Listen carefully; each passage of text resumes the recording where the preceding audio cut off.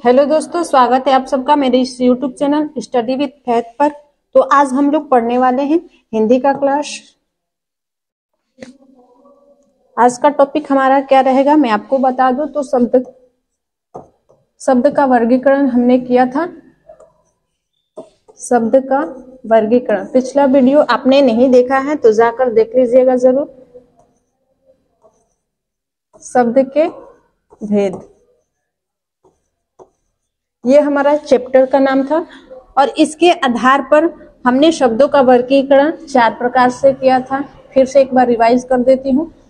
पहला उत्पत्ति के आधार पर, उत्पत्ति के आधार पर,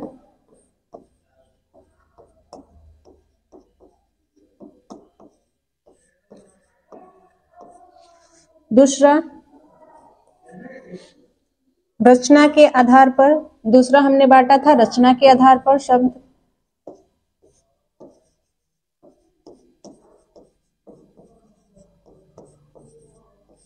रचना के आधार पर, तीसरा हमारा था विकार के आधार पर,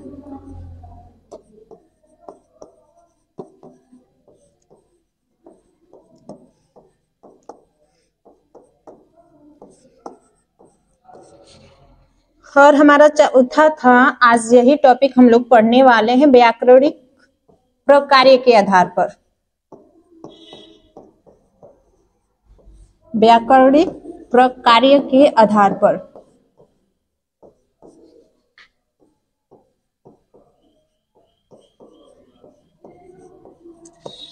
उत्पत्ति के आधार पर शब्द के कितने भेद? 5। कितने भेद? 5 भेद होते हैं। उत्पत्ति के आधार पर कौन कौन हमने पिछले वीडियो में बताया है। आप लोग ने नहीं देखा है तो जाकर जरूर उसे देख लीजिए, प्लेलिस्ट बना हुआ है। तो उत्पत्ति के आधार पर हमने बांटा था तत्सम शब्द, तद्भव, देशज, विदेशज और संकर शब्द।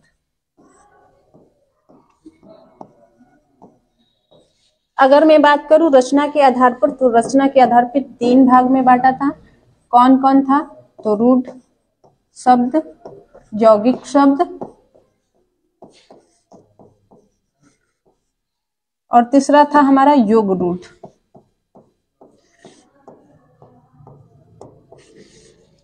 विकार के आधार पे भी हमने कितने प्रकार से बांटा था? 2 प्रकार से। कौन कौन? तो विकारी और अविकारी। विकारी और अविकारी। इतना तक मैं बता चुकी हूं। मैं आज से हम लोग पढ़ने वाले हैं व्याकरणिक प्रकार के आधार पर शब्द के भेद। तो चलिए देख लिया जाए कितने प्रकार के होते हैं व्याकरणिक प्रकार के आधार पर शब्द।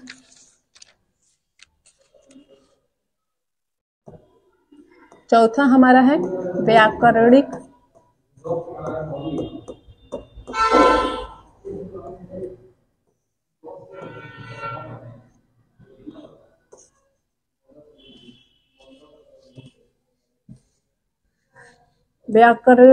प्रकार के आधार पर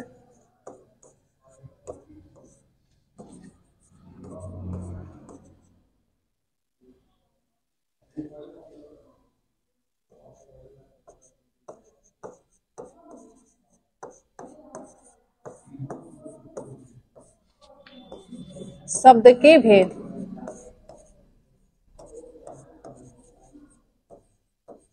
तो व्याकरणिक प्रकार के आधार पे शब्द 8 प्रकार के होते हैं। कितने प्रकार के? 8 प्रकार के।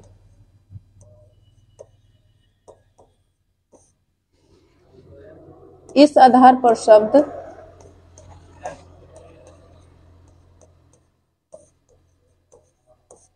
8 प्रकार के होते हैं।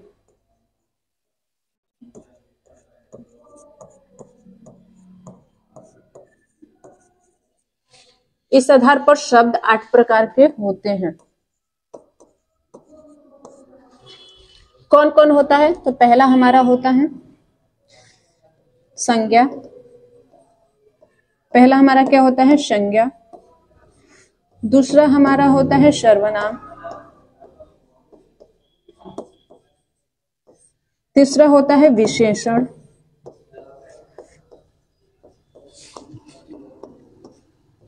चौथा हमारा होता है क्रिया, पांचवा हमारा होता है क्रिया विशेषण,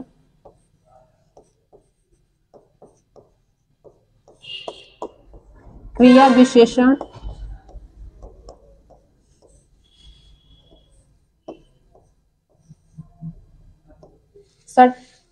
छठवां होता है संबंध बोधक, इसको इधर लिख लिया जाए। छठवां हमारा होता है संबंध बोधक,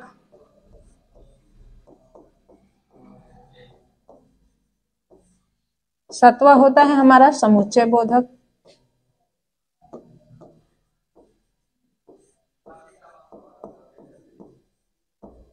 आठवां होता है विस्मयादि बोधक। आठवां हमारा क्या होता है? विस्मयादि बोधक।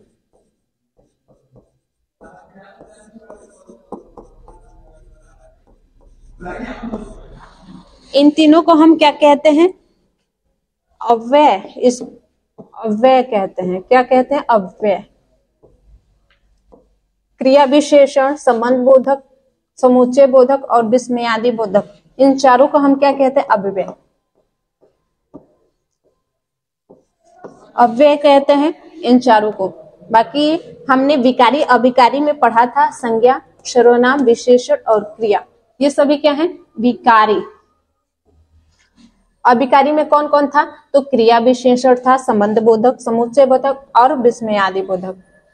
इसलिए इसको क्या कहते हैं? अव्यय। इसका रूप परिवर्तित नहीं होता है। इस पे लिंग, क्रिया, काल का कोई भी प्रभाव नहीं पड़ता है। आगे देख लेते हैं, एक एक टॉपिक पढ़ लिया जाए। संज्ञा क्या होता है, सर्वनाम क्या होता है, तो चलिए आगे देख लिया जाए। पहला हमारा क्या है? संज्ञा। ये सबको मालूम होगा। संज्ञा किसे कहते हैं? तो किसी व्यक्ति, वस्तु, स्थान, भाव, दशा के नाम को ही क्या कहते हैं? संज्ञा कहते हैं। दूसरे शब्द में बोले तो संज्ञा शब्द का शाब्दिक अर्थ ही क्या होता है? नाम ही होता है। तो इस टॉपिक को लिख लिया जाए।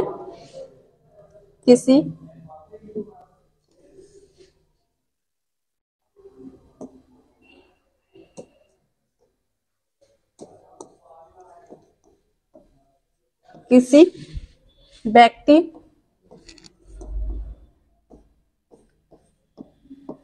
वस्तु, स्थान, भाव, दशा के नाम को, भाव, दशा के नाम को संज्ञा कहते हैं।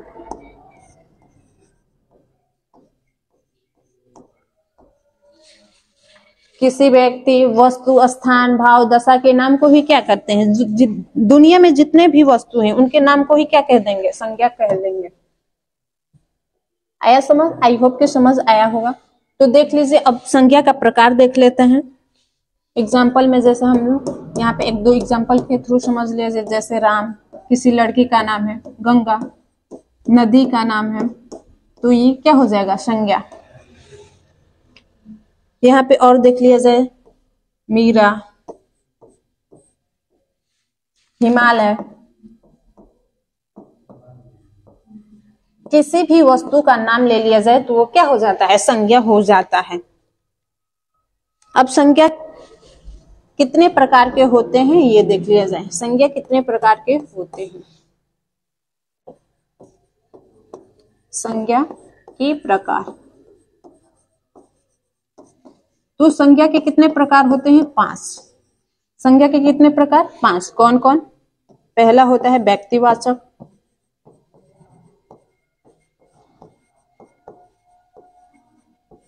सर्वनाम, दूसरा होता है समूहवाचक, जातिवाचक सर्वनाम, सीरियल वाइज लिख लिया जाए। जातिवाचक सर्वनाम, तीसरा होता है समूहवाचक।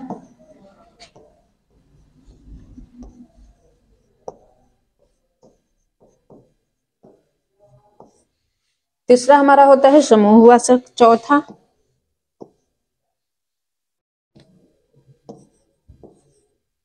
पदार्थ या द्रव्यवाचक।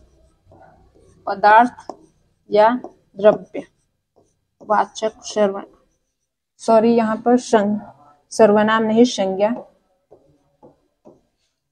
सब में सर्वनाम लिखा गया है, ये संज्ञा है, हम लोग संज्ञा पढ़ रहे हैं। समूहवाचक संज्ञा।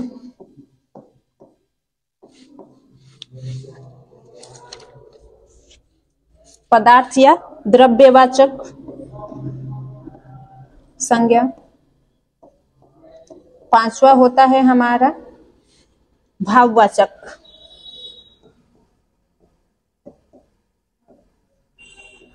पांचवा होता है हमारा भाववाचक संज्ञा।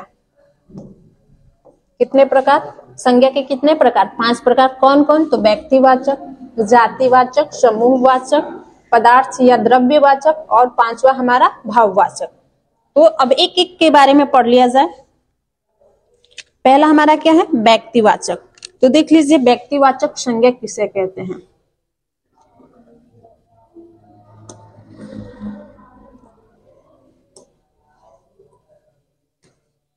पहला हमारा क्या है? व्यक्तिवाचक।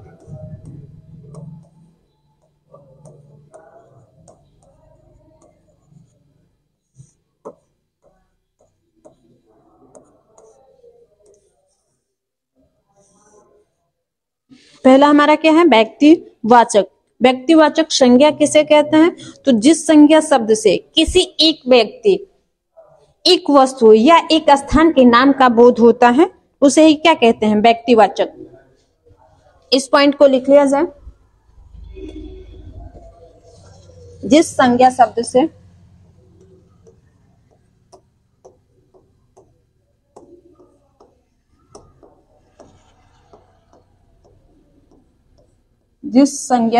से किसी एक व्यक्ति,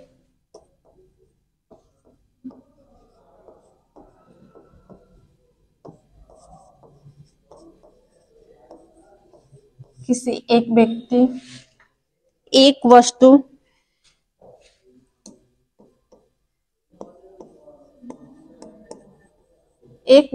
या एक स्थान के नाम का बोध होता है।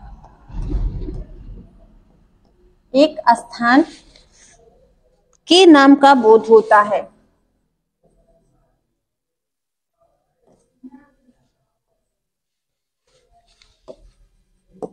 के नाम का बोध होता है।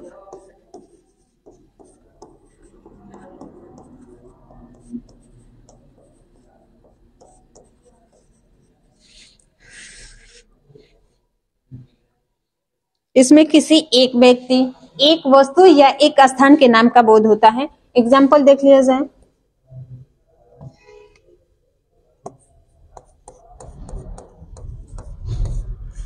एग्जाम्पल में जैसे किसी लड़का का नाम ले लीजिए, या किसी लड़की का नाम, या किसी आदमी का नाम, या किसी औरत का नाम। किसी एक लड़के का नाम ले लीजिए, जैसे राम, तो क्या हो जाएगा? राम व्यक्तिवाचक।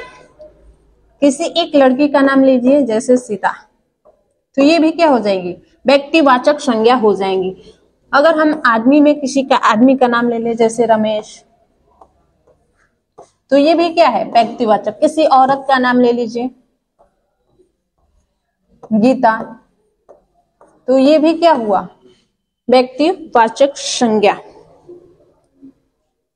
किसी गांव का नाम ले लीजिए,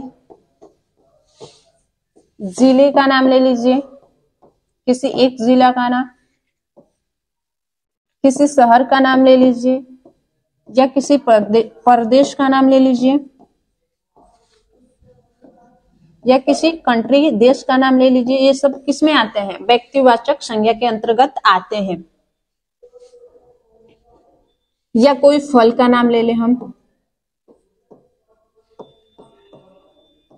किसी एक फल का नाम ले ले, जैसे आम, तो ये हमारा क्या हो जाएगा, व्यक्तिवाचक संज्ञा। संतरा, केला, ये सभी क्या हो जाएंगे, व्यक्तिवाचक संज्ञा हो जाएंगे। किसी विद्यालय का नाम ले लीजिए,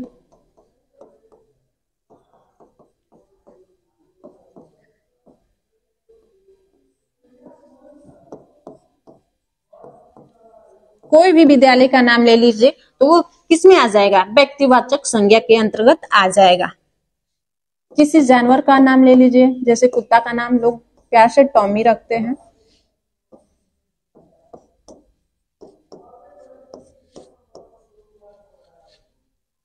जैसे टॉमी। जो भी जानवर का नाम प्यार से लोग रखते हैं वो किसमें आ जाएंगे, व्यक्तिवाचक सर्वनाम संज्ञा के अंतर्गत आ जाएंगे। किसी नदी, पर्वत, नदी या पर्वत का नाम ले ले,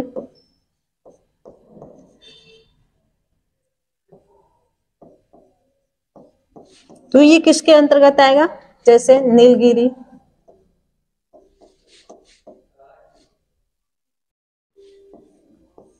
नदी का नाम ले ले, गंगा, यमुना, हिमालय, ये सभी व्यक्तिवाचक संज्ञा के अंतर्गत आते हैं। आई होप कि समझ गए होंगे। जितने भी नाम है दुनिया में, जितने भी नाम है, किसी एक व्यक्ति या वस्तु के नाम अगर हम लेते हैं तो किसके अंतर्गत आता है, व्यक्तिवाचक संज्ञा के अंतर्गत आता है। आगे देख लिया जाए दूसरा।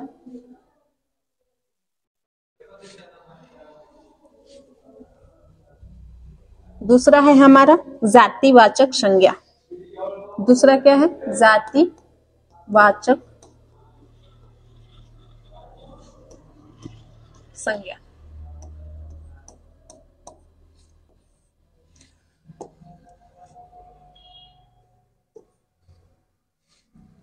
तो जातिवाचक संज्ञा किसे कहते हैं, तो जो संज्ञा शब्द किसी एक पूरे वर्ग का प्रतिनिधित्व करता है। क्या करता है, पूरे वर्ग का प्रतिनिधित्व करता है, उसे क्या कहते हैं, जातिवाचक संज्ञा कहते हैं। किसी एक का नहीं बोध करके ये पूरी जाति या श्रेणी का बोध कराता है, उसे ही क्या बोलते हैं, जातिवाचक संज्ञा कहते हैं। तो लिख लिया जाए, जो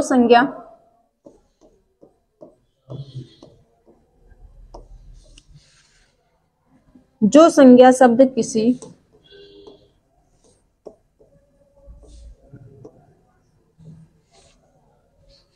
एक पूरे वर्ग का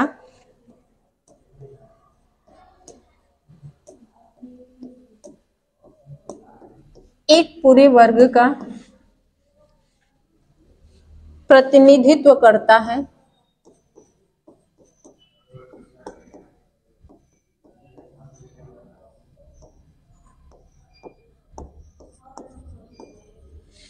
उसे क्या कहते हैं, जातिवाचक संज्ञा कहते हैं। उसे जातिवाचक संज्ञा कहते हैं।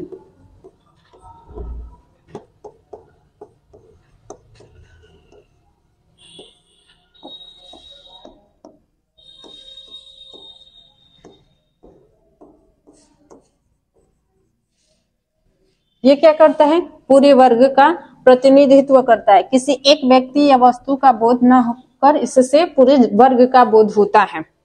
एग्जाम्पल देख लिया जाए।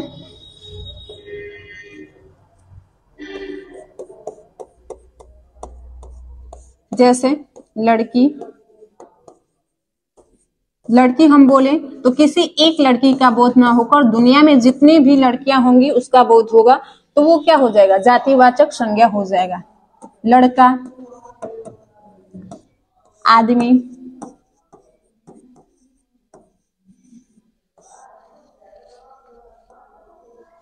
जानवर बोले तो जितने भी जानवर होंगे इसके अंतर्गत आ जाएंगे, तो ये क्या हो जाएगा, जातिवाचक संज्ञा। शहर का नाम ले ले तो वो क्या हो जाएगा, वो व्यक्तिवाचक, अगर केवल शहर बोला जाए तो वो क्या हो जाएगा, जातिवाचक संज्ञा। देश, नदी, पर्वत, इन सभी का नाम ले लिया जाए तो ये व्यक्तिवाचक संज्ञा हो जाएंगे। अगर नदी बोले तो क्या हो जाएगा हमारा जातिवाचक, पर्वत आदि। तीसरा देख लिया जाए समूहवाचक संज्ञा किसे कहते हैं। तीसरा हमारा क्या है समूहवाचक संज्ञा।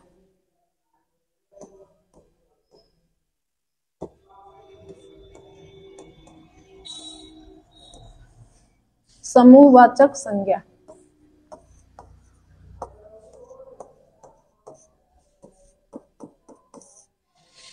समूहवाचक संज्ञा किसे कहते हैं तो जो शब्द समूह का बोध कराते हैं उन्हें क्या कहते हैं समूहवाचक संज्ञा कहते हैं।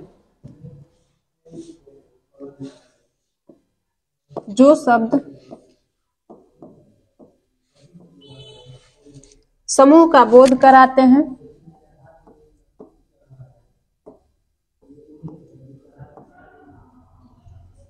समूह का बोध कराते हैं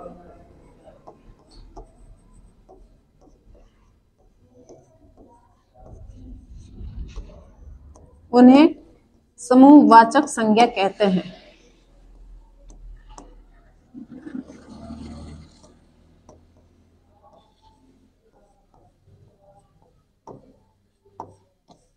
उन्हें समूहवाचक संज्ञा कहते हैं। एग्जाम्पल में ले लिया जाए जैसे भीड़,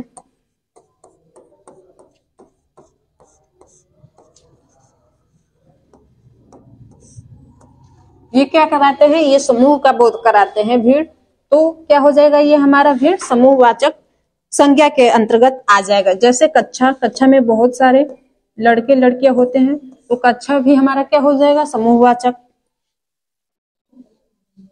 झुंड ले लिया जाए, दल, झुंड बोले तो भी ये समूहवाचक हो जाएगा, दल भी क्या हो जाएगा समूहवाचक। गिरोह, डाकुओं का गिरोह, ये भी हमारा क्या हो जाएगा समूहवाचक हो जाएगा। गुच्छा,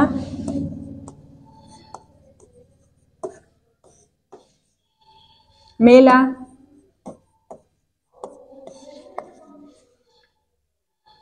टीम, बंडल,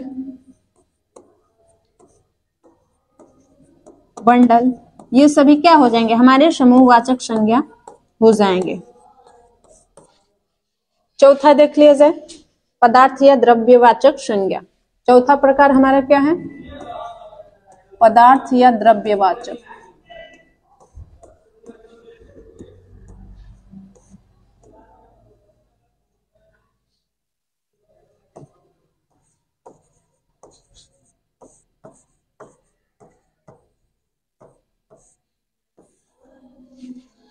तो जिस शब्द से किसी द्रव्य या पदार्थ का बोध होता है वो क्या कहलाता है द्रव्य या पदार्थवाचक संज्ञा कहलाता है। तो लिख लीजिए इसे, जिस संज्ञा शब्द से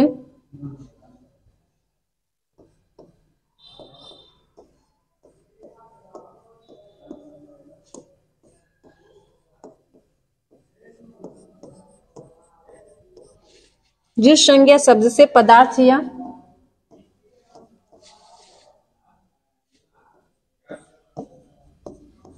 पदार्थ या वस्तु का बोध हो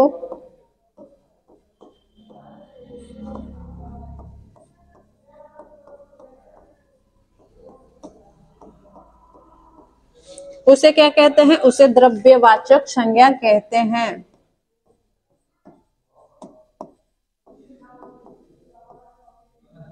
द्रव्यवाचक संज्ञा कहते हैं।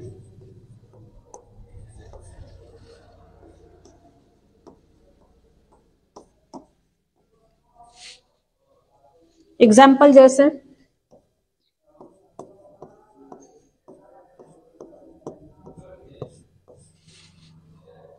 सोना, चांदी, लोहा, सोना, चांदी, लोहा, तांबा, पित्तल,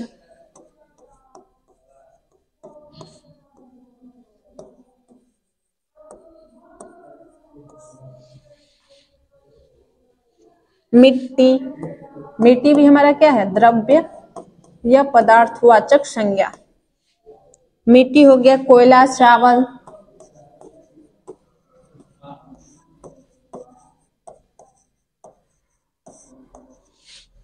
कोयला, चावल, दाल, पानी, दही,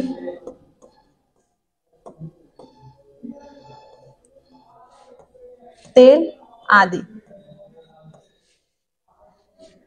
तेल आदि।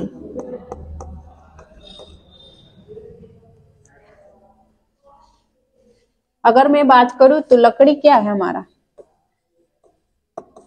लकड़ी भी पदार्थ या द्रव्यवाचक संज्ञा है। अगर लकड़ी से बना फर्नीचर की बात हम करें, फर्नीचर हमारा क्या हो जाएगा? लकड़ी से ही बना है, लेकिन ये क्या हो जाएगा? ये हो जाएगा जातिवाचक। क्यों जातिवाचक हो जाएगा? क्योंकि अगर फर्नीचर बोले तो जितने भी फर्नीचर होते हैं लकड़ी के बने होते हैं, जैसे कुर्सी, सोफा, ये सभी इसी के अंतर्गत आ जाएंगे, इसलिए ये जातिवाचक हो जाता है फर्नीचर। और लकड़ी हमारा क्या हो जाएगा? पदार्थ या द्रव्यवाचक संज्ञा हो जाता है। पांचवा टाइप हम पढ़ लें। ये क्या होता है? भाववाचक। भाववाचक संज्ञा।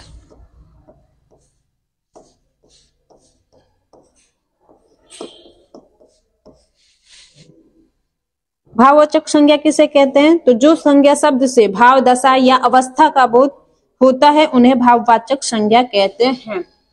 लिख लिया जाए। जो संज्ञा शब्द, भाव,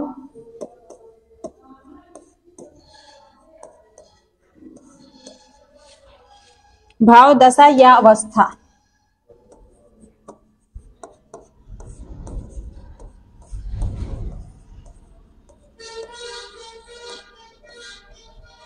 जो संज्ञा शब्द, भाव, दशा या अवस्था का बोध कराते हैं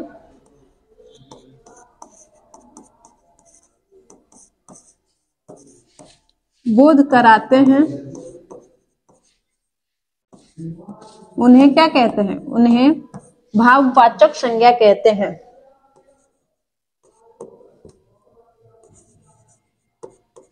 भाववाचक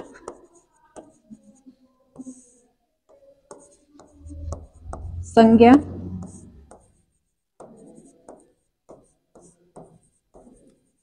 कहते हैं। एग्जाम्पल देख लीजिए, जैसे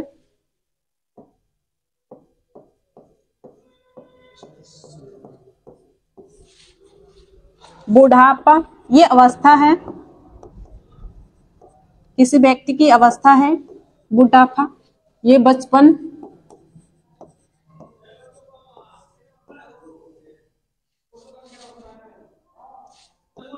जवानी, ऊंचाई,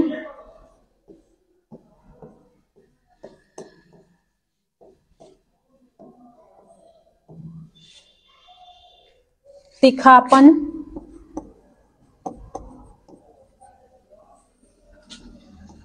कड़वाहट,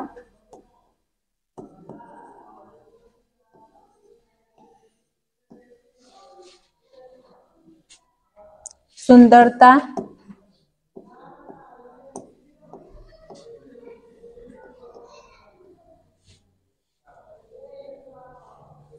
लालिमा,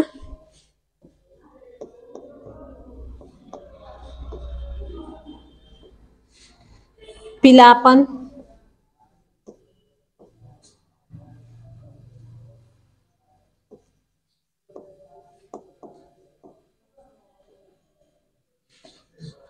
बहादुरी, कायरता,